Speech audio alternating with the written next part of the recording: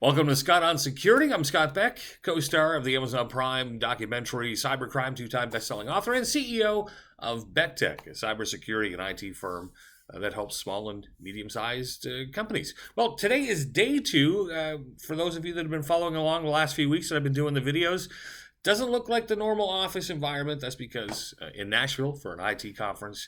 And yesterday I got to meet a pretty interesting gentleman, Patrick Lips-Houlihan, ex-U.S. or U.S. Marine fighter pilot. He also graduated from Top Guns. Yes, the movie. It's real. It's a place in Miramar in California. He is a graduate of there. And also went, I found it very interesting when I talked to him about it, the U.S. Army War College. You know, not too many Marines get an opportunity to do that. But I digress. So we were having a friendly little conversation around security. And, of course, his view on security is not the same as the stuff that I do in cybersecurity. It was interesting to find out that they consider drones, or while we were talking, drones are kind of like the phishing emails in their security world. You know, phishing emails are used by the bad guys to try to get in. They can send them out rather cheaply, put them out there and try to draw people in. And drones, in comparison to aircraft and humans, are pretty cheap and easy to put out there. So yeah, he was talking about some anti-drone technology, and it was kind of interesting.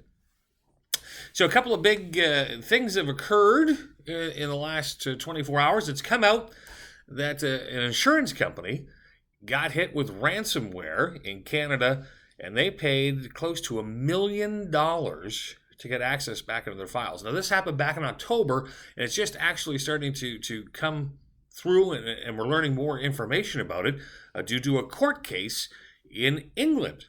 The insurance company had cyber insurance, and that underwriter is actually now taking some action. They've done some investigating.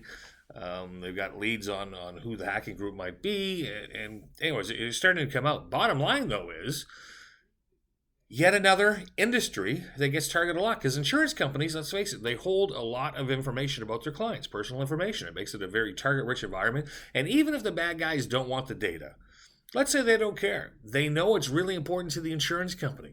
They know that it's a lucrative market to get into. So $1 million is not laughing matter.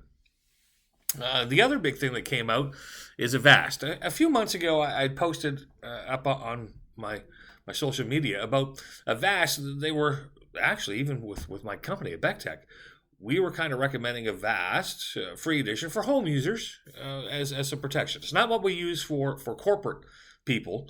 We use something at a totally different level. But for home users that they're looking for some basic protection, we used to use Avast. But then it turned out they were gathering information from their users and then selling it. So the people that you were letting in the door to secure you were gathering information and selling it. And it's been a huge blowback. And now the CEO has only been with the company like 7 months, has come out and said, hey, we're sorry about that. We're not going to do it anymore.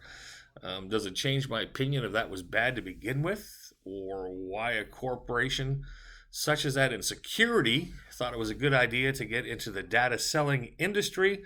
No, I'm still not super excited by that whole concept, and wouldn't recommend using Avast. There's some different stuff out there.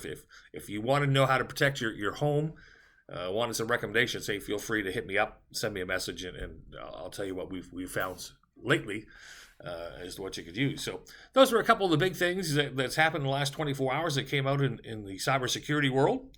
I will talk to you again tomorrow from wonderful Nashville. Thanks for tuning in, and we'll, as I like to say, keep safe out there.